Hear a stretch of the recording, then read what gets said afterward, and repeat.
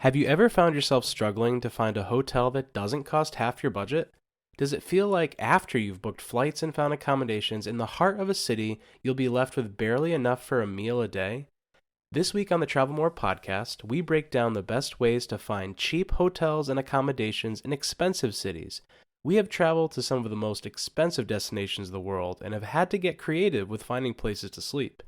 Keep listening to hear our outside-the-box ways to keep your accommodations affordable, and most importantly, save that budget for food. Welcome to the Travel More podcast. Each episode, we share custom itineraries, travel hacks, expert advice, and even stories of our past travel failures to help you level up your travel game. I'm Shelly, a lover of plans, itineraries, and cheap flights. I'm an expert deal finder with one eye always on the budget. And I'm Bruce, the improviser, ready to pick up where plans fail to turn letdowns into unexpected trip favorites. We're here to bust through barriers that stop you from making your travel dreams a reality. So book that flight, buy the tickets, and say hello to your next adventure. This is the Travel More podcast. Welcome back to the Travel More podcast. Welcome. Episode 3. Woohoo. Wait, remind me, is this episode 3 or still season 2? No, this is season 3. Season 3. Yeah. It is. Yeah. It's no April Fool's joke. No. See, I kept thinking about that because our first episode, when we relaunched, was on April Fool's Day. I And I'm know. like, people are going to be like, they're not coming back. Honestly, that was the best launch date that we could have picked. Yes, for sure. Because it's like, no, for real this time, even though it's April Fool's. I don't know. I kind of like the irony of it. We're here to stay. Yeah. We're actually really excited. We've got so many things in the works that we had in the works literally this time last year. And I just realized that this is almost to the day when I found out I was pregnant with Ro. And then everything just got totally messed up. I mean, all these things still existed.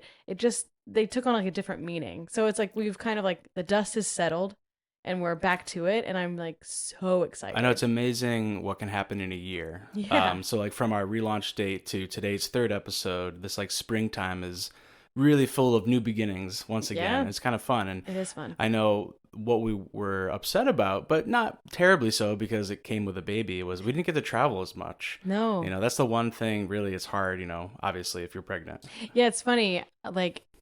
People do baby moons and stuff, and we didn't really do that at all. But now we have our baby, and she's only a couple months old, and we are going on our first flight this week to Memphis, and we've already taken her on our first road trip, and we have our first international trip coming up. I just applied for her global entry yesterday. She got her passport in. Oh, dude, the passport, It was really the photo. cute. The passport photo, it was hilarious. It was really funny. If you follow anybody who travels regularly with kids, I feel like they post a montage of the 80 photos you have to take to get one good one that will qualify. It was something like that. But it's also funny that someone had spoken to us and said, well, now that you've got a baby, you're gonna stop all that traveling, right? We're You're gonna be done with that. And I'm like, actually, I think we're doing more. Yeah, we have packed it in. And I really think it's just because last year we didn't do anything international, which I can't even remember the last year that we didn't do an international travel. Right. It's been a long time. It's been a long time. Before COVID, I think. I think we've gone every year.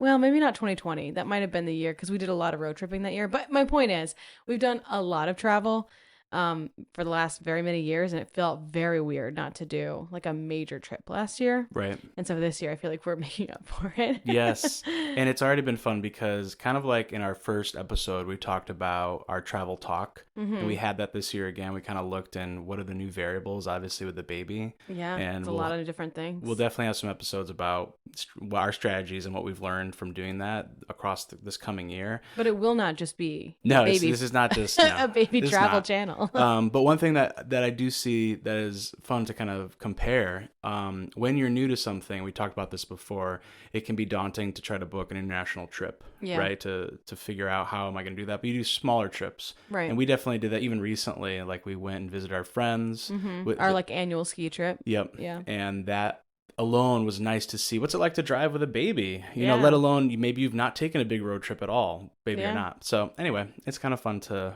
revisit. To redo everything. Yeah, everything's novel.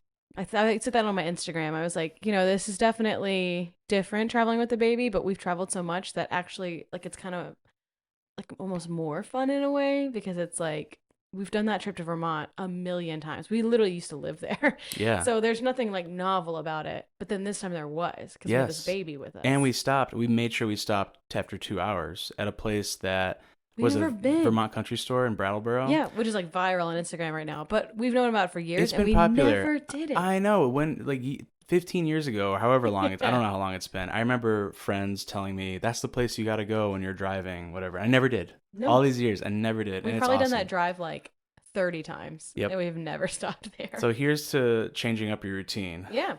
So anyway, why don't we get on to today's topic? I'm really excited about this. I was thinking about it because this summer, like I said, we're going to Italy, and like specifically in Italy, kind of 3 of the big stops. The big spots that are expensive can be very expensive. Right. And so I was thinking like, man, how did we do this when we made not a lot of money? Like I'm talking like combined 40 grand a year. If and we that, yeah. and we were still like traveling like crazy, and it was like and big destinations, and I was like, man, how did we do that? And so I got to thinking like there are ways to find cheap. I like kind of cheated on the title and said hotels. These are not all hotels. They're like accommodations. But Bait and switch. that does Come not on. have quite the ring to it on a title. So these are not all necessarily hotels, but they're just good ways to find places to stay. Accommodations. Right. Let's In places that are very expensive otherwise. So I have kind of like 3 big tips and then like a mini tip at the end. So let's get into it. So stay tuned to the end. Yeah, you gotta hear my mini tip. So the first tip, and probably the most obvious, is to stay outside of the city limits. Yeah, don't turn it off yet. You're like, oh, okay, that's like terrible. No, we Yeah. haven't. Yeah, I know. It's like, if you want to stay in an expensive city, don't. Yeah, right. No, I have an actual thing about this. When we say to stay outside of the city, we really only mean like either because you have like a car, like you drove there, or it has like very robust public transportation. Right. Not just like staying in the middle of nowhere. Right. And it's not just the city, like, not the whole city. It's not like you're going from a suburb. We're Right. talking about cities that have districts. Right. Oh, that's a good way to put it. So for example, when we went to Miami, that is notoriously expensive. Oh, yeah. Especially when people think like Miami Beach, like Crazy overpriced. expensive. Yeah. Yeah. So we stayed in Little Havana. In London, we stayed in Notting Hill. In New Orleans, we stay in Bywater. In New York, we always stay in Chelsea. And some people are like, wait, those are not outside the city. What we mean is like, we're not staying in Times Square. Right. Or like Trafalgar Square in London. Essentially the most expensive part of a city or the town. And I think about New York, like, it might be an exception because I know we stay in Chelsea, but you can upscale, downscale depending where you go. Yeah, absolutely. But the idea is you're finding a district that will get you to the action because of the transportation. Yeah. But you're not looking in those like always almost high priced, sometimes overpriced places for accommodations. Yeah, exactly. And like some of these places are destinations in themselves. Of course. So like Little Havana, like I'd rather stay in Little Havana in Miami. You know what I mean? I think like, it was way more fun. I just like the vibe. Like it's much more of a neighborhood, but it still has a lot of really cool places to see and things to do. And Chelsea is our favorite part of New York City. So like for us, we'd of course like to stay there because we just like the vibe better. Like you couldn't pay me to stay in Times Square. You know what I mean? So like sometimes it's better for a lot of reasons. Not only is it cheaper, but like it has more of a vibe you're going for, unless the vibe you're going for is, being kept awake until 3 a.m. with party music in South Beach, which could be the vibe. That could be the trip. But Right. what we're saying is if you're trying to go somewhere and it's an expensive city like London, like New York, right? LA, Mm-hmm. Miami, there's a lot of places you can find that are going to be on the cheaper end, and you can then you build your whole trip off of that idea, and you're going to discover things that you may not have been thinking about. Oh yeah, Because they're not always absolutely. like the top 5 most popular things to do. Right. Yeah, and everyone wants to like what they call like travel like a local. And to us, like then stay in the neighborhoods. You know Right. what I mean? Again, not like suburbia because that's probably not going to be what you're looking for. That's going to be way far out from a city limits. Right. But just putting yourself a couple notches away from the main area can save you hundreds of dollars. I think it's it's probably not like a perfect scale, but I think in Chicago we stayed probably the farthest out that I would ever consider, but we Yeah. saved a lot of money. We were essentially at the end of one of the Lines. Yeah, I'm Yeah. trying to remember like the North Shore, I think. Yeah. And that I probably wouldn't do typically, but Yeah. it definitely, when we had like really budget, it was reasonable. It was more reasonable to stay that far and take that 50-minute train into the city. I don't think it was 50 minutes. I feel like Was it it? was It 30, less? 45. 30, 45. Okay, 30, 45. Which, if you are only there for a little bit and like you don't want to spend an hour on the train going there and back every day, that makes sense. You Right. kind of have to like balance it out. Like he's saying though, when we did that, we had no money and it was New Year's Eve and we were taking my dad. It was like a whole trip. And so for us, it wasn't a big deal. But because of that, we had the money to go to Second City yeah. on New Year's Eve. Yeah. We got to eat in a nice restaurant downtown because we saved all the money on our hotel. Yeah. So sometimes it's worth it. Actually, that was like really that Second City. If you've never been to Second City, if you're listening and haven't been, it is like one of my favorite comedy like shows of all time. Oh yeah. Like I just think it's so smart. It's like SNL style, but like way smarter than SNL. Yeah, well, I think it's where people start before they go to SNL. But I feel like SNL these days is just so overdone. To me, yeah, it's just not my favorite. Anyway. But of course, they brought my dad on stage during that because he was like messing with the waitress. Oh, that's right. He got picked. I told him, I was like, dude, this is not the place that you can joke with like waitresses. What was his answer? It was a Christmas like theme thing, right? What he got when he was a kid, or what he wanted to get. Yeah, And he said it's- bearded dragon, and and they they were did like- not know what it was. No, they were like, pick something real. And he's like, it is real. That's a real animal. And they're like, okay, like you and your dragon. Anyways, so that's the tip. The first one is stay outside the city, but you find like a neighborhood that might be cool. Like that might be the best part of your trip. Number 2, hostels. Now, again, don't skip hostels because you're like, nah, I know what that is and it's not for me. Hostels can mean a lot of different things. Yeah, I think hostels have probably evolved a lot over the years. They're Yeah. not just a really cheap, line of bunk beds that you only want to be in when you're 18 to 25, if that, you know what I mean? Only traveling with a backpack. Only but by yourself with a backpack. There's a lot of options. Yeah, and if you aren't like, if you're listening, going like, I've never even heard of a hostel. Hostels are kind of like communal living, in a lot of times. That's kind of how they started. Was kind of like a communal thing where, like Bruce is saying, there were kind of just bunk beds in a room, and there's usually a kitchen that everyone can use, and there's usually like a hangout area. And the bathrooms are shared. Right. Typically. That's like kind of the original hostel idea, but they have grown to a lot more than that recently. There's a lot of times that you can get hostels with your own, like, full own space. So I know that alone always makes me think, is it even a hostel anymore when you can get a room? Well, typically I think they have options. So it's like, in this hostel, you can stay in a 6-person shared space where you're like, you have a bunk bed and it's like $10 per person or something. But also in that like same hostel, you could have private rooms, Right. where it's like a double bed and a bathroom and everything else. So I think that's how they kind of get away with the hostel being like not the hostel that you think of, is because they have different options within it. Mm-hmm. But that being said, you're gonna find it cheaper if you are willing to do something. So like maybe you aren't willing to sleep in a 6-person room, in a bunk bed With strangers. with Yeah. strangers, right? But you are willing to share a bathroom. You know what I mean? And then you might find something cheaper. So like when we stayed in Copenhagen 2 summers ago, we stayed in City Hub, and it's a really cool. Yeah, it's like a modern hostel. Right, because so you have your own room. There are no shared rooms. It's like a little pod almost. It's definitely small. It's like a tiny home. Yeah. Oh, it's But small, very, small. very hip, very new. Yeah. It's really just a room. Like there's no desk in it or anything Just like a place that. to lay down. It's literally and, a bed. Yeah, and maybe like a little put pod. a small bag. Yeah. And they have like lockers you can put your big stuff in. And then they have communal bathrooms. But the bathrooms were super nice, like spa level nice. Yeah, it felt like what you'd pay at a nice gym or Yes. maybe a country club. I don't know. I'm just thinking something that's Right. definitely upscale, No, very absolutely. private feeling. Yes, very private, very clean. They had like all these hair dryers and nice places to get ready, and the girls. It's like the opposite of what you'd think of like an old school gym locker room where the Yeah. shower's just open. Right, It's no, not like that at all. No. Very, very private, very clean, very nice. And so we didn't mind staying there at all. And actually, there were families there, there were couples, there were single, they're kind of everybody. Yeah, there was a variety of people. And I will say, like, look into it before and try it knowing with an open mind, because Yeah. it's definitely not for everyone, but I Right. think it'd be very fun. And my favorite thing was you have like a wristband at City Hub that it gets you into your room and everything, but you can also like buy a beer on tap. Yeah. You just like scan. So there's a lot of cool features when you look at this option, not to mention the price. Right. And it had a really nice hangout spot in the front of the hostel, like the kind of hangout spot. Also had a kitchen. Yep. So it's another way to keep costs low. You can But rent bikes. There's Right. a lot of perks, a lot of Yeah, cool perks there at were the a lot price. of cool And, perks.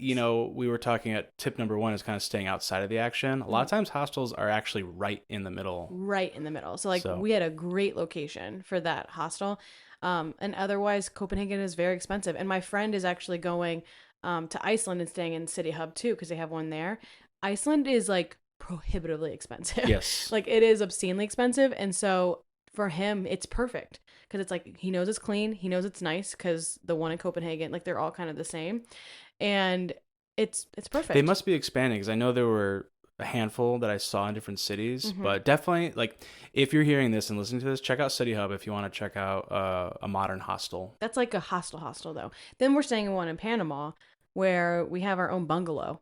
You know what I mean? And so like that is only really a hostel because of like shared communal spaces, but Right. our actual like staying space essentially is a hotel room. Right, because it's bathroom and it's individual private bathroom and room. Yeah, and it's like a room. So, hostels, don't discount them even though you're like, I don't want the shared bathroom. It's not always that. You can find different things. And then the last like big tip before my small little one at the end is to look for off the beaten path accommodations. Now, this is like only in very specific cities. Like this won't work in New York City necessarily. But in specific places where there's not a lot of options, this could be a good one. Right, if your only options are like classic traditional hotels Yeah. or, this. Right, exactly. So this really worked for us like the most in Florida. So we went to the Keys and to the Everglades. Again, this was when I think we probably made the least money we ever made, like in this We time had a very period. tight budget. Very tight. It was when Bruce was in grad school and I was working as a teacher in Florida. So I was not making much money. And we were staying in the Keys, which is like one of the most expensive like vacation destinations in Florida, and Yeah, there's like limited space. Yeah. But a lot of people want to go there. exactly. And there's not like huge box hotels, Right. Like, cause it's just not a lot of room. And I was having a really hard time finding a place that was even sort of reasonable for us to stay. And so we ended up, which we may have talked about on the podcast before, we ended up on a sailboat, like staying on a sailboat. Like in someone's compound. It was like a house, but it's a compound. They had a couple places. Yeah, so that it was they like on rented. Airbnb, I think, and you could stay on land or in the sailboat, and the sailboat was a lot cheaper, and it was docked. It wasn't like we were floating in the middle of the ocean here, but like it was a sailboat. That was very fun. It was I mean, very fun. I think we definitely talk about this in an episode. It got very windy, and we like rocked around all night, and I was sick, but I would still. Wait, I would you do were it again. sick? Like you weren't seasick? No, I wasn't seasick. I actually had a cold like the That- days before. A cold is the nice way to put that. I probably had like the flu, to be honest. It was terrible. But we traveled on. We traveled on, yeah. Yeah, that sailboat was wild. It was literally Christmas night, and it rocked so hard that the woman the next day was like, you can actually stay like on the property, even though it was like way more expensive. Yeah, She's she's like, like- we felt bad for you. We watched it like rock all night. But We're really thankfully- selling this third option here. I know. of, like- No, but like again, these are the things that travel like memories are made of. It would not have been the same if we had just stayed like in the person's house. No, this exactly. So like this is such a good memory. there's another one also from this trip, the Airstream. Is that what it's called, right? Yeah, it was an Airstream like farm. Trailer park. Yeah, well, yes. But very fun. And yeah, like because they were had- all vintage Airstreams.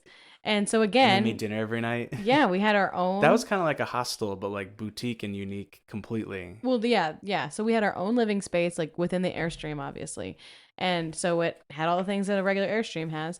And then it had an outdoor shower as well as like an indoor plumbing situation. But it had an outdoor shower, which was fun. You're in Florida, so like you pretty much all year round use an outdoor shower. And it was the closest accommodation to the Everglades without having to stay in like one of the very expensive surrounding cities. Right. It's like we could have stayed in Miami and driven, but one, we just talked about how Miami is so expensive, and it's like a bit of a drive. So this was a way that we could like save money on accommodations and be closer to the action. Right.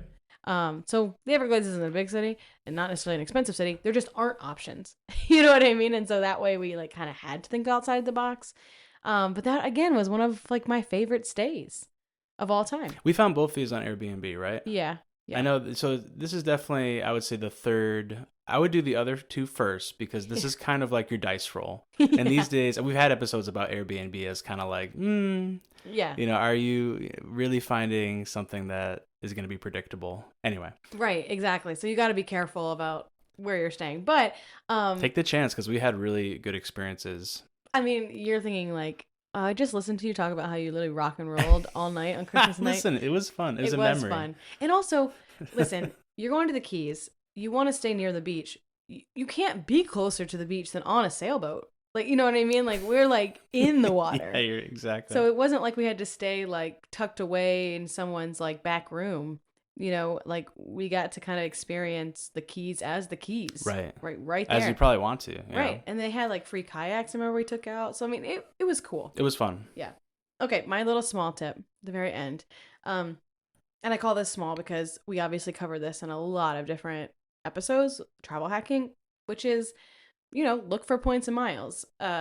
If you can't find anything reasonable. The only thing about that is that if you can't find anything reasonable in cash, points and miles also might not be reasonable. It might be very expensive in points and miles, but my tips are these if you're going to look for points and miles. Hyatt is the best brand for using points because their redemptions are usually very good. The only problem with Hyatt is that they don't have a very big footprint. So a lot of cities they don't have Hyatts. Right. Even like we're going to Rome, I think they have one. Mm-hmm. You know what I mean? So it's just like, and Rome is huge. Aren't they most in Asian countries? There are a lot in Asian countries, and specifically with really great redemptions. Right. And like really luxury, hotels. Really nice. But still, it's worth looking because Yeah. even if there's one, it's often a good deal. Yeah, like we're staying at a very nice Hyatt in Rome that I paid like 30,000 points for, so like $300 ish if you're going 1 cent per point. But it's like a $700 or $800 a night hotel. Exactly. So that's kind of nice, So Hyatt's good, but you may not find them. Hilton and Holiday Inn are kind of popping right now. In terms of the points and miles world, especially Hilton. The problem is they're usually very expensive in points, like they're really high cost in points, but those points are usually very easy to earn. Mm-hmm. You know what I mean? So it's like, maybe 70,000 points per night, but you can get like a 300,000 point sign-on bonus or something, crazy. Right. So it's almost like the economy is bloated when you compare it to like Capital One. Yeah. But they're not worth the same. No. And they're easier to earn. Right. So those could be something to look into because they have a huge footprint. And then last but not least, womp womp, Marriott. Marriott has poor Marriott. The one card I had got, I know. the one brand loyal card. I know. They are everywhere. That's everywhere. the thing. There's a Marriott in like every town in America and across the world. It feels like. Yeah, Marriott has its place. Like we got a free night in Panama and in New York. Just by using it for gas and using our free night certificate. I know the card alone, the certificate, and what I make on gas is enough to get every decent. once in a yeah, while. and it's often our like stopover. Yeah. Or driving we've talked about. Marriott can be really beneficial, especially when we don't really care. Right. It's like we just need get cheap something. accommodation. Right. Exactly. So Marriott is an option. All of those hotels typically have something, or not all of them. Hyatt doesn't really, but I don't think. But a lot of hotels will give you stuff like 5th night free if you're using bookings or if you have an account with them. So that's something else to think about. And they often upgrade you when you check in. I think that's happened to us a lot for Marriott. Mm-hmm, right. Especially because those hotels are not always super full. Right, exactly. They're so big. You can get kind of some brand loyalty there. So every once in a while, you can kind of find a gem of that. And then conversely, if you're looking to pay cash and you really are struggling, different cities do have different brands of like low cost hotels, budget hotels, that you may not be familiar with, but are actually like big brands in different countries. So like Ibis is one. Ibis was Europe. Great. That was in France. Yeah, it's when we went to Disneyland Paris and we stayed. And Spain, maybe? No, I think we just stayed at was Disneyland just- Paris, but it was like 5 minutes off the train. Like it Oh, was yeah. super convenient. It was great. It was really great. Had a little bar and Economy, thing. you know, Yep. just what you need. It's like but $100 a night. Very nice service, and I Mhm. think the quality of service consistently across their hotels is part of it. You know, Right. it's kind of like a fast food chain. Yeah, exactly. You Or like a expect it. Holiday Inn in the U.S. You know, Yeah. it's like, okay, I know what I'm going to get. Not a lot of frills, but like But it's more clean, fun because you don't know nice. it. Yeah, exactly. And then the other one we used a lot in Scandinavian countries was Thon, I think is how you say it, Mhm. Thom. In And those Norway? those were really nice. And they weren't that expensive. And Norway was super Oh my expensive. gosh. Yeah, tell me about it. Oh, and going out to eat too. Everything is expensive. everything was expensive. But they had these incredible breakfast buffets that were included. That was the best because we would just bundle up like more food for later. Yeah, okay, that's cheating a little Listen, I bit. didn't. Shh, don't tell our secrets. No one. I didn't do that. Oh I my thought gosh. about doing it, Yeah. but I didn't grab bread and cheese and make sandwiches for lunch. I just thought about it. Uh-huh.